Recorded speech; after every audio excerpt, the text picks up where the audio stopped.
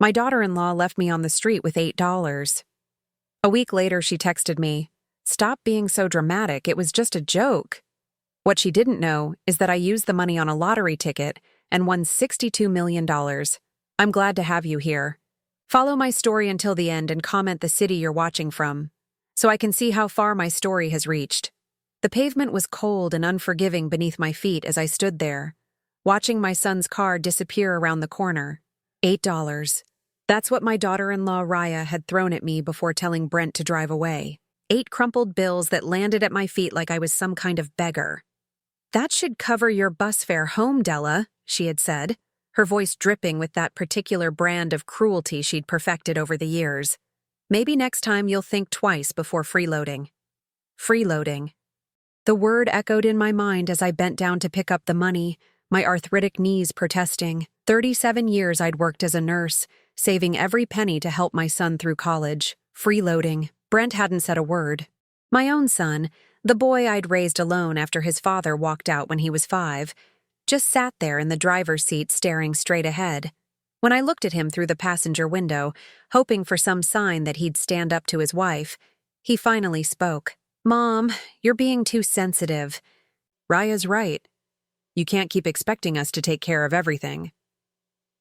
The betrayal hit me harder than the cold evening air. Too sensitive. As if 30 years of taking care of him, of working double shifts to pay for his education, of babysitting their children for free while they went on vacation after vacation, was being too sensitive. I stood on that empty street corner in a part of town I didn't recognize, my purse clutched tight against my chest. The sun was setting, and the neighborhood didn't look like the kind of place a 65-year-old woman should be alone after dark. But apparently, that didn't matter to my family. The fight had started over something so small. I'd asked if I could stay with them for a few days while my apartment was being fumigated. Just 3 days. I wasn't asking for money, wasn't asking them to go out of their way, just a place to sleep on their couch. "We can't have you disrupting our routine," Raya had said, not even looking up from her phone. "The kids have school, Brent has work. You'll just be in the way." When I pointed out that I'd watched those same kids every weekend for the past 2 years, that I'd never once said no when they needed help, Raya's face had twisted into something ugly. "That's different. That's family helping family. This is you expecting us to drop everything for your problems." The hypocrisy was breathtaking. Family helping family, but only when it benefited them. "I raised him alone," I'd said quietly, looking at Brent. "I worked nights so I could be there for your games, your school events. I never asked anyone for help." "Well, maybe you should have," Raya snapped. "Maybe if you'd planned better, you wouldn't need to come running to us every time something goes wrong." That's when Brent finally spoke up, to defend his wife. "Raya has a point, Mom. You're an adult. You should be able to handle these things yourself." The words cut deep because they were so unfair. This wasn't about me running to them for help. This was about family being there for each other. But apparently, I was the only one who remembered what family meant. Now I stood alone on this strange street, holding $8 and trying to figure out how to get home.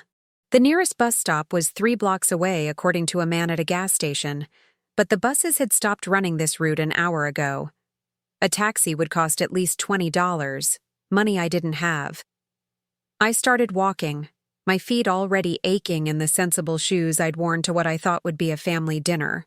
Each step reminded me of how thoroughly I'd been discarded, like an old piece of furniture they'd finally decided to throw away. The convenience store on the corner was the only place with its lights still on. The clerk, a young man with tired eyes, looked up as I entered. "You okay, ma'am? You look like you've been crying." I touched my cheek, surprised to find it wet. I hadn't even realized I was crying. "I'm fine," I lied, the way I'd been lying about being fine for years. "Just need to use your phone to call a cab." "Phone's broken," he said apologetically, "but there's a payphone outside." Of course there was, because this night couldn't get any worse. I stared at the $8 in my hand, knowing it wasn't enough for a cab. The payphone would cost 50 cents, leaving me with $7.50. Not enough for anything useful. That's when I saw the lottery machine. I'd never been a gambling woman, never bought a scratch-off ticket or played the numbers. But standing there in that fluorescent-lit store, holding the money my daughter-in-law had thrown at me like I was trash, something shifted inside me. "Does that lottery machine work?" I asked the clerk. He nodded. "Powerball drawings tonight. Jackpot's up to 62 million. 62 million. The number was so large it didn't seem real. I thought about Raya's designer handbags, about the way she'd redecorated their kitchen twice in the past year, while I'd been eating peanut butter sandwiches for dinner to make my Social Security stretch. "I'll take one ticket," I heard myself say. "Quick pick." The machine hummed as it printed my ticket. $5 gone, leaving me with $3 and the longest of long shots. But as I folded that ticket and slipped it into my purse, I felt something I hadn't felt in years. Defiance. Let them call me too sensitive. Let them say I was freeloading. I'd spent my whole life taking care of other people, putting their needs before my own. Maybe it was time I took a chance on myself. The walk home took 2 hours. 2 hours of sore feet and aching knees, of replaying every cruel word, every dismissive look. But with each step, something was hardening inside me, a resolve I didn't know I still possessed. By the time I reached my apartment, I'd made a decision. Win or lose, something had to change. I was done being their convenient caretaker and inconvenient burden. I was done accepting crumbs of affection from people who should have loved me unconditionally. I was done being too sensitive about being treated like I didn't matter. Because maybe, just maybe, I was about to matter more than any of them could imagine. The numbers on my television screen didn't register at first. I'd been half asleep on my couch, the lottery ticket forgotten in my purse since that horrible night a week ago. The drawing was just background noise while I nursed my third cup of tea and tried to ignore the silence of my phone. 7 days. 7 days since Brent and Raya had left me on that street corner, and not one phone call, not even a text to make sure I'd made it home safely. The silence spoke louder than any argument ever could. Tonight's winning Powerball numbers are 7, 14, 21, 35, 47, and Powerball number 9. I almost didn't check. What was the point? But something made me reach for my purse, maybe just to have something to do with my hands besides worry them raw. The ticket was crumpled from being shoved between my keys and wallet. I smoothed it out, squinting at the tiny numbers in the lamplight. 7, 14, 21, 35, 47, and Powerball 9. My hands started shaking before my brain fully processed what I was seeing. I checked again, then again. Then, I turned up the volume on the television, waiting for them to repeat the numbers, certain I'd made a mistake.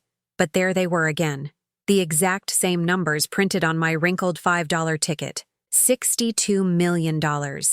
I set the ticket down carefully, as if it might disintegrate if I handled it too roughly. My heart was hammering so hard I could feel it in my throat. This couldn't be real. Things like this didn't happen to women like me. Women who got abandoned on street corners by their own families. I didn't sleep that night. I sat at my kitchen table, staring at that ticket and trying to wrap my mind around what it meant. By morning, I'd made a decision that surprised even me. I wasn't going to tell anyone. Not yet. The first test came sooner than I expected. My phone buzzed with a text message just as I was making my morning coffee. Raya's name appeared on the screen, and my stomach clenched automatically. Even before I read the message, I knew it wouldn't be an apology. "Stop being so dramatic, Della. It was just a joke. You're acting like we committed some crime. Brent feels bad about the other night. Maybe we can do dinner this weekend if you promise not to make a big deal about everything. Just a joke." She thought abandoning me in a dangerous neighborhood with $8 was a joke, and now she was graciously offering to let me back into their lives if I promised to pretend it never happened. I stared at that message for a long time, my coffee growing cold in my hands. A week ago, I would have jumped at the chance to reconcile. I would have swallowed my hurt and shown up with a smile, grateful for whatever scraps of affection they threw my way. But that was before I knew what I now knew. I typed back a simple response. "I'm busy this weekend." Her reply came immediately. "Busy with what? You never do anything." The casual cruelty of it took my breath away. You never do anything. As if my life was so empty, so meaningless, that the idea of me being busy was laughable. I turned off my phone and went to get dressed. I had things to do. Important things. The lottery office wasn't what I'd expected. I'd imagined something grand, official. Instead, it was a modest office building downtown with fluorescent lighting and worn carpeting. The woman behind the desk, Sarah, according to her name tag, had kind eyes and a patient smile. "First-time winner?" she asked as I handed over my ticket with trembling fingers. "First time playing?" I admitted. She checked the ticket twice, then smiled. "Well, congratulations, Mrs. Rivers. You've won $62 million. The words still didn't feel real. Even as she explained my options, lump sum or payments, taxes, and legal requirements, it felt like I was watching someone else's life unfold. "Take your time deciding," Sarah said. "But I'd recommend getting a lawyer and an accountant before you make any major decisions. And maybe think carefully about who you tell. Money changes relationships, sometimes in ways people don't expect." I thought about Raya's text message, about her casual dismissal of my pain. Money changes relationships. What she didn't know was that mine had already changed. The next few days were strange. I went through my normal routine: grocery shopping, laundry, my weekly visit to the library, but everything felt different, like I was observing my life from the outside. At the grocery store, I found myself standing in front of the expensive steaks I'd never been able to afford, knowing I could buy the entire meat department if I wanted to. But I bought my usual chicken thighs and day-old bread. Old habits die hard. The second test came on Thursday. Brent called while I was reading in my chair by the window. "Hey, Mom!" His voice was careful, apologetic. "Look, about the other night. Raya feels bad about how things went down. Raya feels bad. Not him. Not we. Raya. She was just stressed," he continued when I didn't respond. "You know how she gets when she's planning events. The kids had that school thing this weekend, and she was overwhelmed. Always an excuse. Always a reason why her behavior was justified, and my feelings didn't matter. Anyway," he went on, "we were wondering if you could watch the kids Saturday night. We got tickets to that new show downtown, and our regular babysitter canceled." There it was. The real reason for the call. Not because they missed me, not because they were sorry, because they needed something. "I can't," I said simply. "What do you mean you can't? You never have plans on Saturday nights. You never do anything. You never have plans. The casual assumptions about my worthless life." "I'm busy," I repeated. "Busy with what?" The irritation was creeping into his voice now. "Mom, we really need you to do this. The tickets cost $300. $300 for a night out, but they couldn't spare $20 for a cab to get me home safely." The math of their priorities was crystal clear. "Find another babysitter," I said, and hung up. My phone rang immediately, then again. I turned it off and sat in the quiet of my apartment, marveling at how good it felt to say no. That weekend, instead of babysitting my grandchildren while their parents enjoyed a $300 date night, I met with a lawyer. A good one, recommended by Sarah at the lottery office. His office had real wood paneling and leather chairs that didn't have duct tape covering the tiers. "You want to keep this quiet for now," he said after I'd explained my situation. "That's smart. Gives you time to make good decisions before the pressure starts." "What kind of pressure?" He leaned back in his chair, studying me. "You'd be surprised how fast family dynamics change when money enters the picture. People who've never given you a second thought suddenly remember how much they love you." I thought about Raya's text, about Brent's assumption that I'd drop everything to babysit. They didn't love me now. What would they feel when they found out about the money? Love? Or just a more intense version of the taking they'd always done? "I want to set some things up," I told him, "before anyone knows. I want to be prepared." He smiled. "That's the smartest thing I've heard from a lottery winner in 20 years. As I walked out of his office that afternoon, my phone buzzed with another message from Raya. "Really, Della? You couldn't help us out one night? Brent is so disappointed in you right now." I stared at that message, thinking about the $62 million in my future and the years of disappointment in my past. They had no idea what disappointment really looked like. But they were about to learn. The chest pains started on a Tuesday morning, sharp and sudden enough to make me drop my coffee mug. It shattered on the kitchen floor, spreading ceramic shards and dark liquid across the linoleum I'd been meaning to replace for years. As I knelt to clean up the mess, another pain shot through my chest. This one was real. The stress of the past few weeks, the sleepless nights spent planning my new life, the weight of keeping such an enormous secret. My body was finally protesting.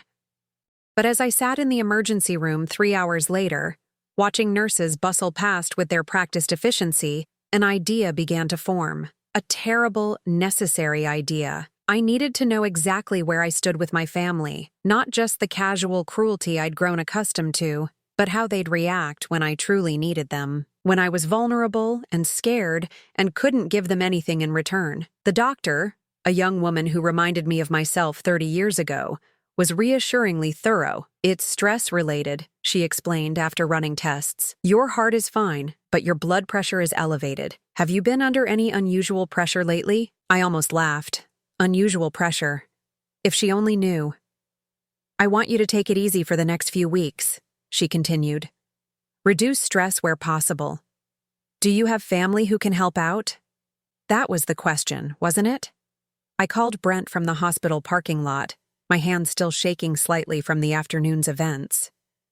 "Mom?" He sounded distracted, probably at work. "What's up?" "I'm at the hospital," I said, not having to fake the tremor in my voice. "I had chest pains this morning." The silence stretched long enough that I wondered if the call had dropped. "Are you okay?" he asked finally, but his tone was more annoyed than concerned, like I'd interrupted something important. "The doctor says it's stress-related, but they want me to take it easy for a while. I was wondering if I could stay with you and Raya for a few days, just until—" "Mom, this really isn't a good time." The words came fast, rehearsed, like he'd been preparing for this conversation. "Raya's got that big presentation at work, and the kids have finals coming up. The house is just chaos right now. I wouldn't be any trouble," I said quietly. "I could help with the kids, maybe cook. No, it's not about helping. It's just, you know how you get when you're stressed, all anxious and needy. We can't handle that right now on top of everything else. Anxious and needy. That's how my son saw me when I was scared and in pain. Not as a mother who'd sacrificed everything for him, but as an inconvenience. What if I need help?" I asked. "What if something happens?" "You'll be fine," he said with the casual confidence of someone who'd never had to face anything truly frightening alone. "You're tough. You always figure things out." Tough. I was tough when they needed me to be, when it meant they didn't have to worry about me.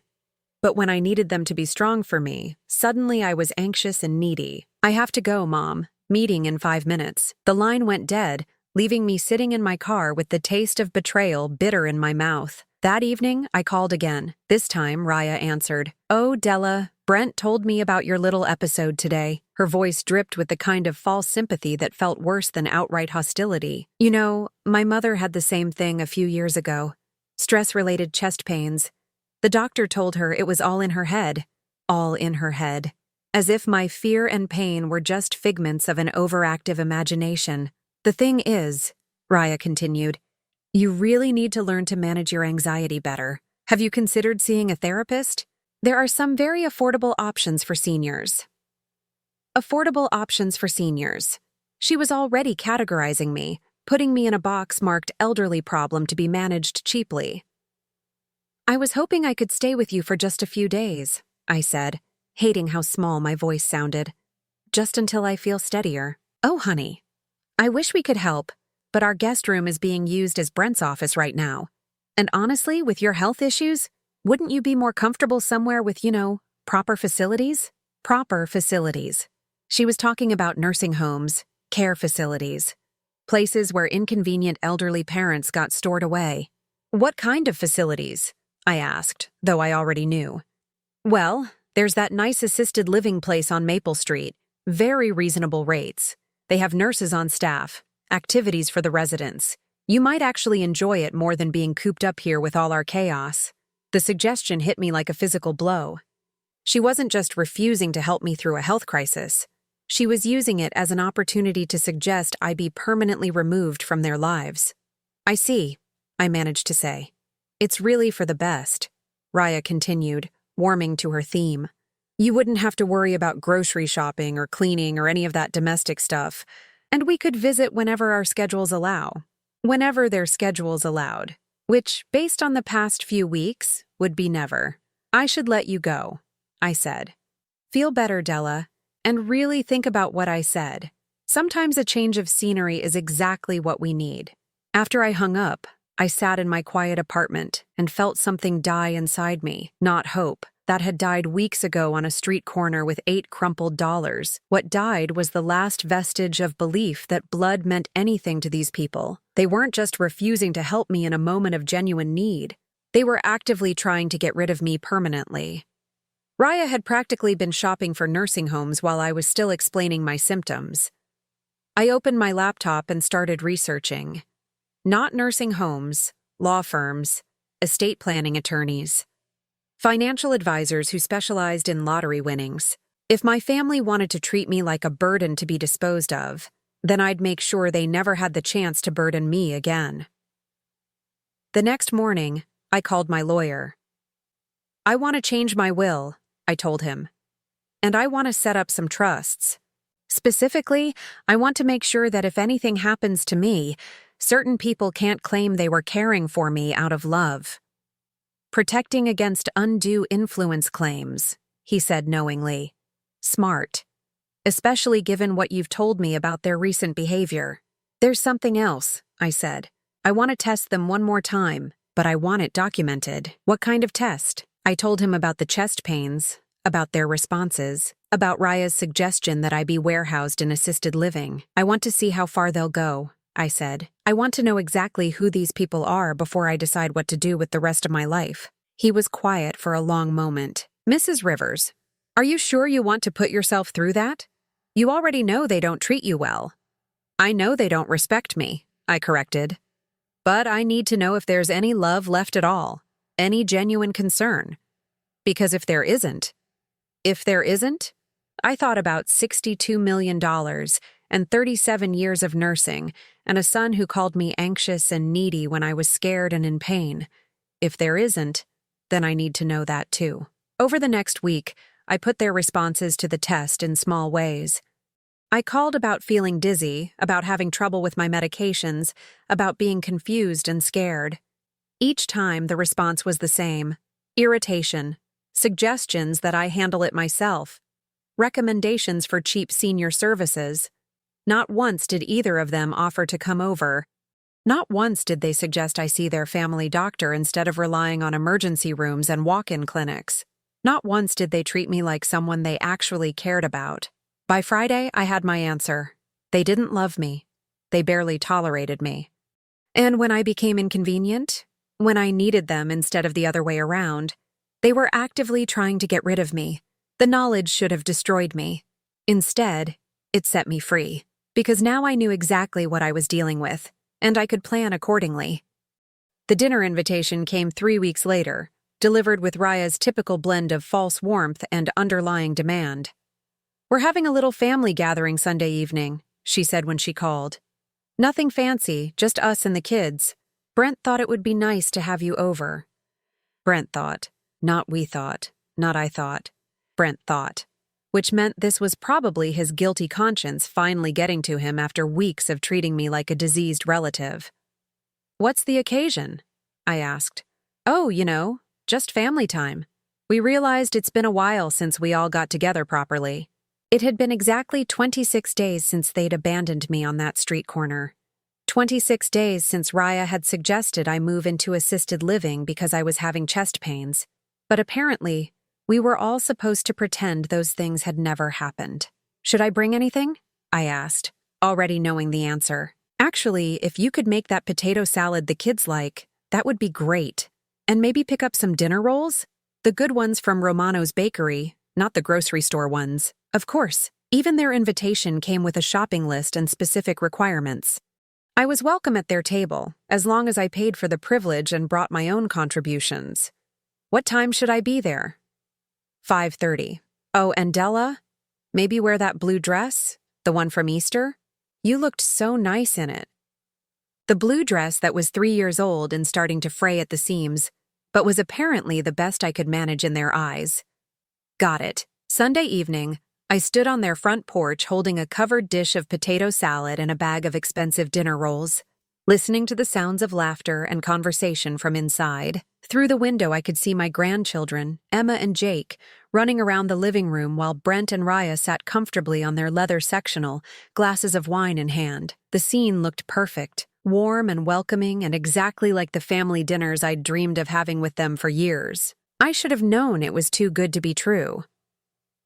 Raya answered the door wearing a flowing silk blouse that probably cost more than my monthly grocery budget, her smile bright and artificial. "Della, so glad you could make it. Come in, come in."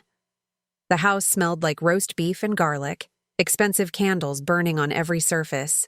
Everything was perfectly arranged, from the fresh flowers on the dining table to the throw pillows artfully scattered on the couch.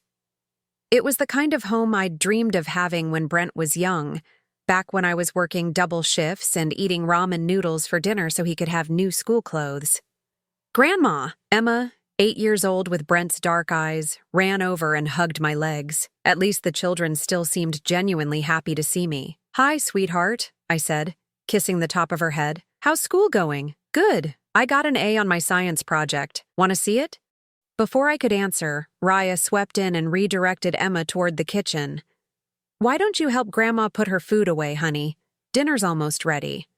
In the kitchen, I arranged my potato salad and dinner rolls alongside the spread Raya had prepared. Everything looked expensive and professionally done, from the perfectly browned roast to the elaborate side dishes arranged in matching serving bowls. "This all looks wonderful," I said, meaning it. "Thanks. I've been cooking all day." She said it with the air of someone who'd just completed a marathon, though I noticed the price stickers still on some of the containers, suggesting at least part of the meal had been catered. Brent appeared in the doorway, beer in hand, and gave me the kind of awkward hug that felt more like an obligation than affection. "Hey, Mom, good to see you." "Good to see you too." I studied his face, looking for some sign of genuine warmth, some indication that he'd missed me over the past weeks, but his smile was the same polite expression he might give a neighbor or coworker. "How have you been feeling?" he asked. "Any more of those chest pain episodes?" The question sounded concerned enough, but his tone was casual, like he was asking about the weather. "I'm managing," I said. Good. That's what I figured. You're tough." There it was again. I was tough when it meant they didn't have to worry about me, didn't have to actually help or care. Dinner started pleasantly enough. The children chattered about school and friends. Brent talked about a promotion he was hoping for at work, and Raya shared gossip about their neighbors. For a few minutes, I let myself relax into the illusion that this was what I'd always wanted, a normal family dinner where I belonged. That illusion shattered about halfway through the meal. "So, Mom," Brent said, cutting into his roast beef with surgical precision, "Raya and I have been talking, and we think it might be time for you to consider some lifestyle changes." The way he said it, so carefully neutral, made my stomach clench. "What kind of changes?" Raya leaned forward, her expression earnest and concerned in that particular way that meant she was about to say something devastating while pretending it was for my own good. "We're worried about you living alone," she said, "especially after those health scares. What if something serious happens and there's no one there to help?" "I have neighbors," I said carefully, "and I can always call 911. "But that's not really a long-term solution, is it?" Brent chimed in. "I mean, you're 65 now. These things are only going to get worse." These things. My age, my health, my very existence had become these things. Problems to be managed rather than natural parts of life. "What are you suggesting?" I asked, though I was beginning to suspect I already knew. Raya brightened, as if she'd been waiting for this opening. "There's this wonderful place called Sunset Manor. It's an assisted living community, very well reviewed. They have activities, medical staff on site, meal plans. It would take so much stress off your shoulders, and off ours," Brent added with brutal honesty. "We worry about you all the time, Mom, whether you're eating right, taking your medications, staying safe. It would be such a relief to know you were somewhere with professional care." Professional care. They were talking about shipping me off to an institution so they wouldn't have to feel guilty about ignoring me anymore. Have you looked into this place? I asked. Oh, yes, Raya said eagerly. I drove by last week. Very nice grounds, friendly staff, and it's not too expensive. Well, within your Social Security budget if you're careful about spending. Within my Social Security budget, they'd calculated exactly how much my warehousing would cost and determined it was affordable. How thoughtful of them. The best part, Raya continued, is that it's only 20 minutes away. We could visit regularly. How regularly? I asked. Brent and Raya exchanged a glance. Well, with our schedules, probably monthly, maybe more during holidays. Monthly visits. After a lifetime of raising Brent, of being there for every scraped knee and broken heart, of sacrificing my own dreams so he could achieve his, they were offering me monthly visits. What about the children? I asked. When would I see Emma and Jake? Another glance between them. This one longer, more uncomfortable. The thing is, Raya said slowly, we think it might be better if their visits were supervised. You know how you get sometimes when you're stressed or upset. We don't want the kids to see you that way. Supervised visits. They were talking about me like I was a danger to my own grandchildren, like my love for them was somehow toxic. How do I get? I asked quietly.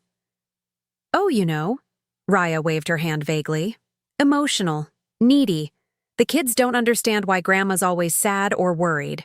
Always sad or worried. Because I'd been mourning the loss of my family while they'd been planning to dispose of me. I think this is really the best solution for everyone, Brent said, his tone final. You get professional care and social activities, we get peace of mind, and the kids get to see you when you're at your best. I looked around the table at these people who were supposed to love me.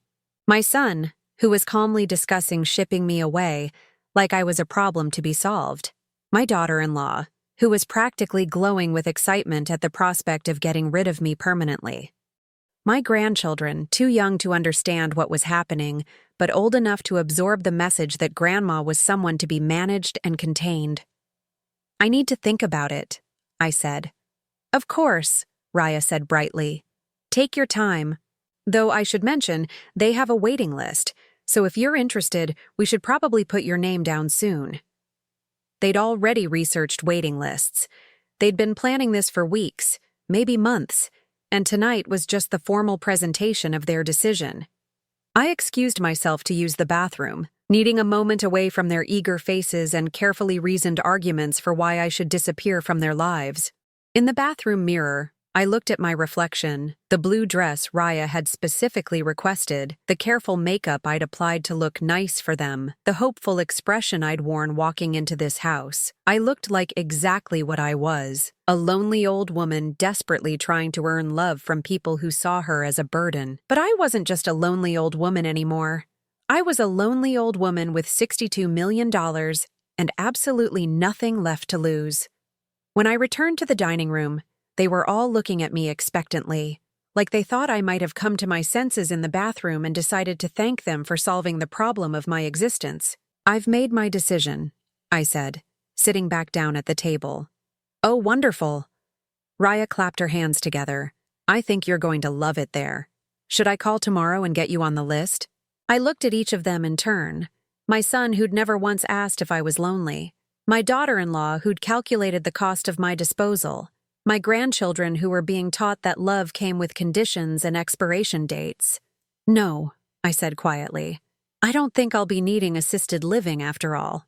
The silence that followed was sharp enough to cut glass. The silence stretched until Raya's forced laugh broke it. What do you mean you won't be needing it? She asked, her smile becoming strained around the edges. Della, we've explained why this is the best option for everyone. I folded my napkin carefully and placed it beside my plate. I've made other arrangements. Brent leaned forward, his brow furrowed. What kind of arrangements? Mom, you can't just ignore reality because you don't like it. Reality. The irony wasn't lost on me. Actually, I said, reaching into my purse, I think it's time we all faced reality.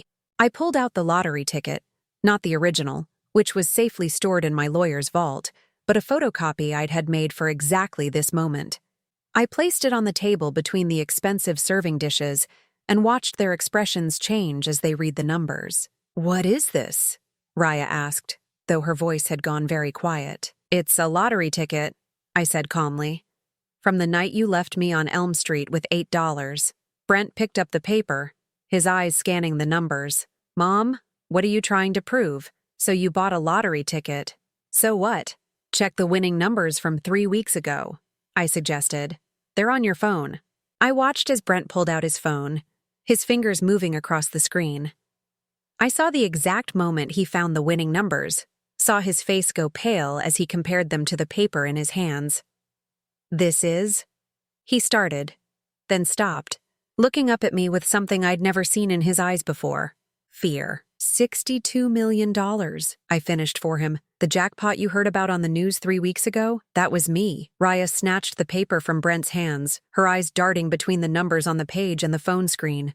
Her perfectly applied lipstick had left marks on her wine glass, and for the first time since I'd known her, she looked genuinely shaken. You won the lottery? She whispered. I did. The children, sensing the change in atmosphere, had gone quiet. Emma was looking back and forth between the adults, trying to understand why everyone suddenly looked so serious. Why didn't you tell us? Brent's voice cracked slightly on the question. I leaned back in my chair, studying the faces around the table. I wanted to see how you'd treat me when you thought I had nothing to offer you. The truth of that statement hung in the air like smoke. Raya's mouth opened and closed soundlessly, while Brent ran his hands through his hair in a gesture I remembered from his childhood when he'd been caught in a lie. Mom, that's not. We weren't. Brent started, but couldn't seem to finish the sentence. You weren't what? I asked gently. You weren't trying to get rid of me? You weren't calculating the cost of shipping me off to an institution? You weren't planning to limit my access to my own grandchildren? We were worried about you, Raya said, but her voice lacked its usual conviction. Were you? Because from where I sit, it looked like you were solving a problem. An inconvenient, needy, elderly problem that was interfering with your perfect life. I reached into my purse again and pulled out a folder. I've spent the past 3 weeks documenting our interactions. Every phone call, every text message, every conversation about my future that didn't include me in the decision-making process. Brent's face was now completely white. What are you saying? I'm saying I know exactly who you are, both of you. I know that when I called scared and in pain, you told me I was being dramatic. I know that when I needed help, you suggested I pay for professional care. I know that when you invited me here tonight, it wasn't because you missed me. It was because you wanted to present your final solution to the problem of my existence. Raya found her voice, though it was higher and more strained than usual. That's not fair, Della. You're twisting everything. We love you. Do you? I asked. Because I've been trying to figure out what love looks like in this family, and I'm having trouble identifying it. I opened the folder and pulled out printed copies of text messages. Here's you, Raya, telling me to stop being dramatic about being abandoned on a street corner. Here's you suggesting I should learn to manage my anxiety better when I was having chest pains. And here, I pulled out another page, is you researching nursing homes and calculating costs while I was explaining my symptoms. Her face flushed red. I was trying to help. Help whom? Because it wasn't me. I turned to Brent. And you? When I called from the hospital, you were annoyed that I'd interrupted your day. When I asked if I could stay with you during my recovery, you called me anxious and needy. When I needed my son, you offered me excuses. Mom, please, Brent said. And for a moment he sounded like the little boy who used to crawl into my bed during thunderstorms. We can fix this. We can do better. Can you? Because I've been giving you chances to do better for weeks now, and every single time, you've chosen to see me as a burden rather than your mother. I pulled out my phone and showed them the screen. This is my lawyer's number. I called him yesterday and made some changes to my estate planning. The silence that followed was deafening. What kind of changes? Raya asked, her voice barely above a whisper. Well, originally, I was planning to leave everything to Brent and the children. A trust fund for Emma and Jake's education, the house, whatever was left of my savings. I paused, watching their faces. But then I started thinking about what you'd said tonight, about how I need professional care, how I'm too emotional and needy for my own grandchildren to be around unsupervised. We didn't mean, Brent started. You meant every word. I cut him off. and I believe you. So I've made arrangements that reflect your honest assessment of my character and capabilities. I reached into the folder one more time and pulled out a legal document. This is a copy of my new will. The children will receive a modest trust fund for education, enough for college, but not enough to make them targets. The rest goes to various charities that support elderly people who've been abandoned by their families. Raya made a sound somewhere between a gasp and a sob. There's also this, I continued, pulling out another document, a detailed account of every dollar I've spent supporting this family over the years. Every mortgage payment I helped with, every vacation I funded, every time I bought school clothes or paid for activities or covered your emergencies, with interest calculated at current market rates. Brent's hands were shaking as he took the paper. Mom, this says we owe you over $200,000. That's correct. 27 years of financial support, documented and calculated. I'm not asking for it back. Consider it my final gift to you.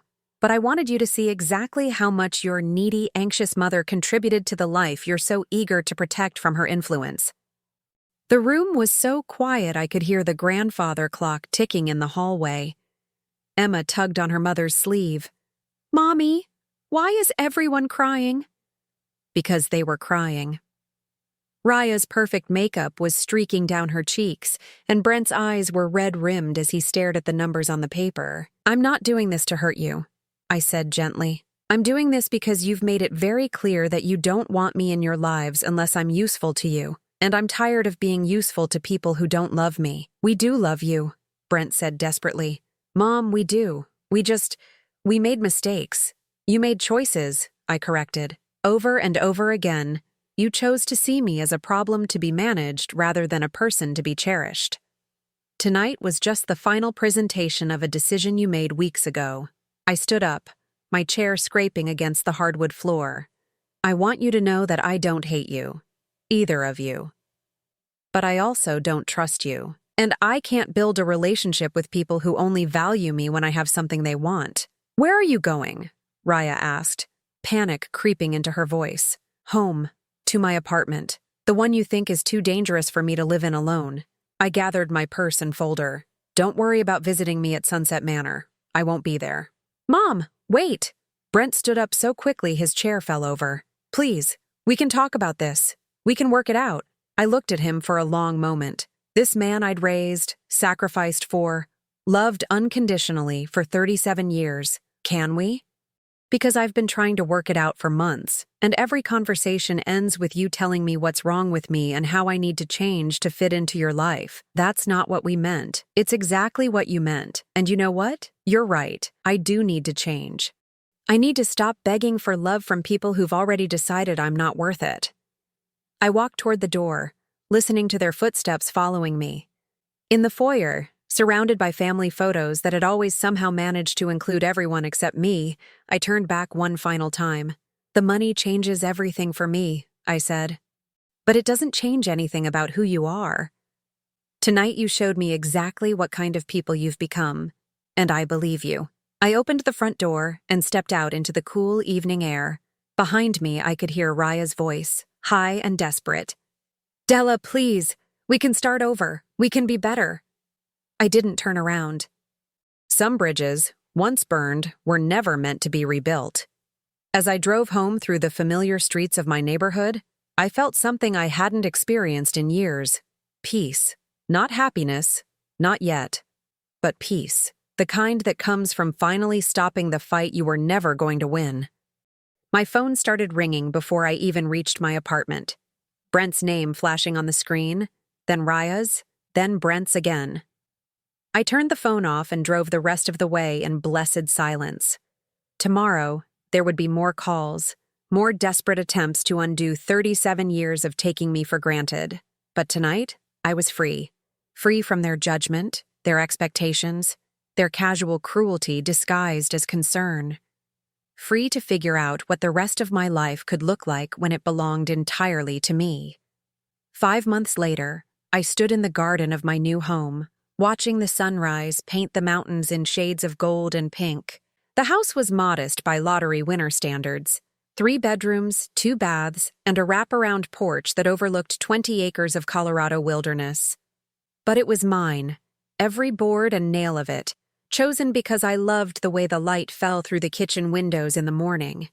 The phone calls had stopped about 3 months ago. At first, they'd been desperate. Brent calling twice a day, Raya sending long text messages alternating between apologies and accusations. They'd tried every approach: guilt, anger, promises to change, threats to cut off contact entirely. That last one had almost made me laugh. The final call had come from Brent in January. "Mom, please."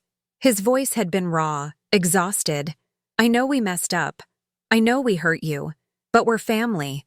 That has to count for something." "It does count for something," I'd told him. "It counted for 37 years. But family is supposed to be a two-way street, and you turned it into a one-way extraction.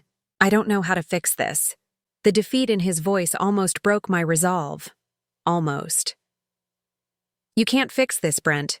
You can only learn from it." What does that mean? It means you need to figure out how to be a better husband to Raya, a better father to Emma and Jake, and a better son to whatever family you choose to build going forward. But it doesn't include me anymore.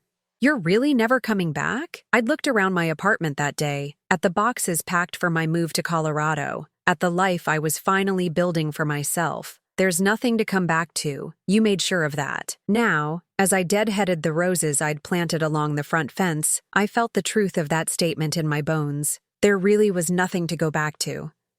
But there was so much to move toward. My neighbor, Margaret, waved from her garden next door. She was 73, a retired teacher whose husband had died 5 years ago. We'd become friends over shared morning coffee and evening walks, the kind of easy companionship I'd never realized I was missing. "Beautiful morning," she called out. "Perfect for the farmer's market," I called back. "Are you still coming with me?" "Wouldn't miss it. Give me 10 minutes. This was what I'd been missing all those years. Friends who showed up when they said they would, who remembered things that mattered to me, who treated my time and feelings as valuable. Margaret had never once suggested I was too needy or dramatic. When I'd gotten food poisoning last month, she'd brought me soup and stayed to watch old movies without making me feel like I was imposing. The farmer's market was bustling with Saturday morning energy. I'd become a regular over the past few months, buying fresh vegetables and homemade bread from vendors who knew my name and asked about my garden. It was a small thing, being known and remembered, but it felt revolutionary after years of being invisible in my own family's life. "Della!" Sarah, who ran the herb stand, waved me over. "I saved you some of that basil you liked so much." As I paid for my herbs, my phone buzzed with a text from an unknown number. My stomach clenched automatically. Even 6 months later, unexpected messages still triggered the old anxiety. But when I read it, the message wasn't from Brent or Raya. It was from Emma, my granddaughter. "Hi, Grandma. Mommy gave me your number. I miss you. Can I call you sometime?" I stared at the screen for a long moment, my chest tight with complicated emotions. Emma would be 9 now, old enough to have questions about why Grandma had disappeared from their lives, old enough to miss me maybe. I typed back carefully, "I miss you too, sweetheart. You can call me anytime." The response came immediately, "Can I call now?" I looked around the market, at Margaret comparing tomatoes at the next stand, at the normal Saturday morning I'd built for myself. Then I found a quiet corner and dialed Emma's number. "Grandma?" Her voice was small, uncertain. "Hi, baby girl. How are you?" "I'm okay. Mommy said you moved far away because you were sad." Out of the mouths of babes. Something like that. "How's school? How's your brother?" For the next 20 minutes, Emma chattered about her life, her new teacher, her best friend's birthday party, the book she was reading. Normal 9-year-old things that filled my heart and broke it at the same time. "Grandma," she said when our conversation was winding down, "are you happy now, where you live?" The question caught me off guard. "Yes, sweetheart, I am happy." "Good. Mommy cries sometimes and says she misses you." I closed my eyes, feeling the weight of choices and consequences. "I miss your mommy too. But sometimes grown-ups make decisions that hurt people, and those hurts take a long time to heal. Will you ever come back?" The question I'd been dreading. "I don't think so, Emma. But that doesn't mean I don't love you." It just means sometimes love isn't enough to fix everything. After we hung up, I sat in my car for a long time, watching families walk through the market together.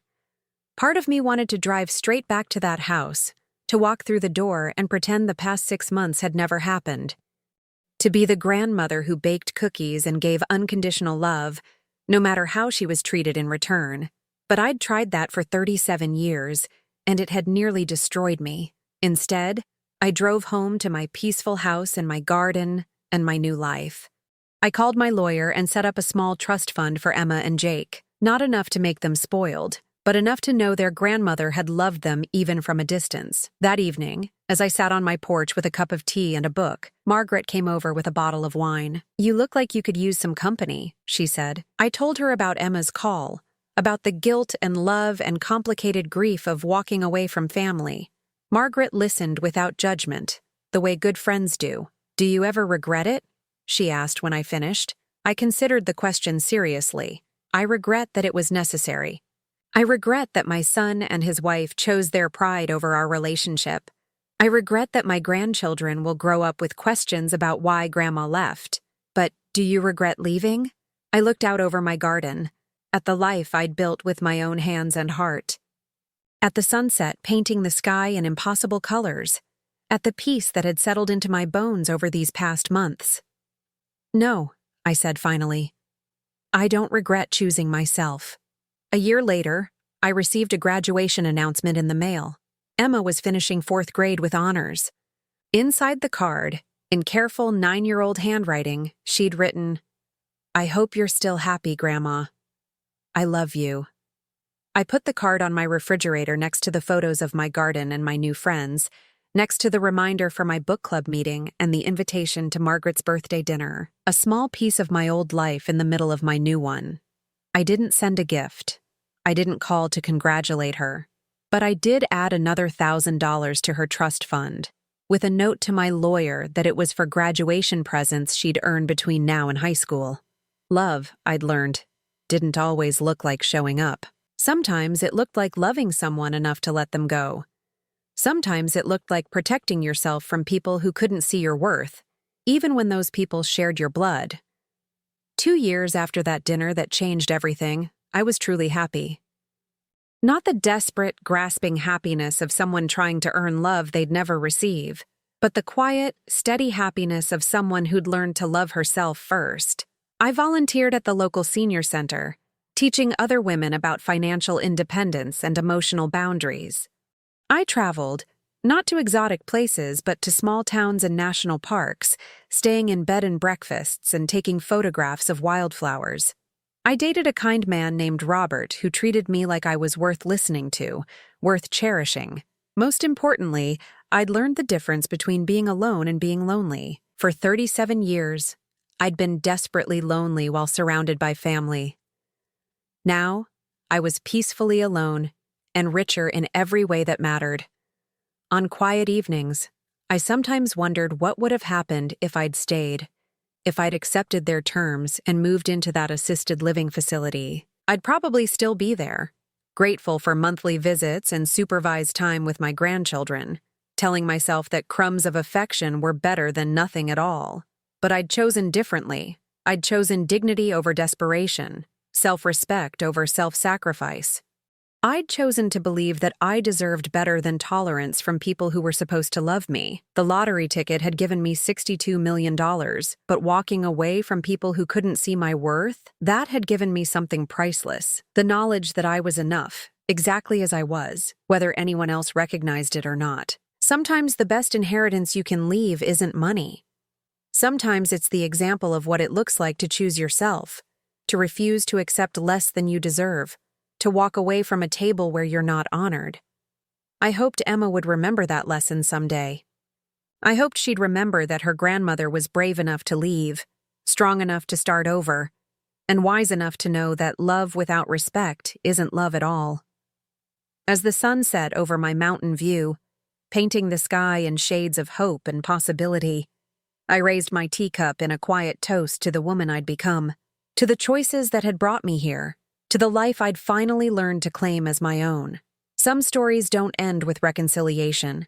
Some end with liberation, and sometimes that's the most beautiful ending of all. Now I'm curious about you who listened to my story. What would you do if you were in my place? Have you ever been through something similar? Comment below. And meanwhile, I'm leaving on the final screen 2 other stories that are channel favorites, and they will definitely surprise you. Thank you for watching until here.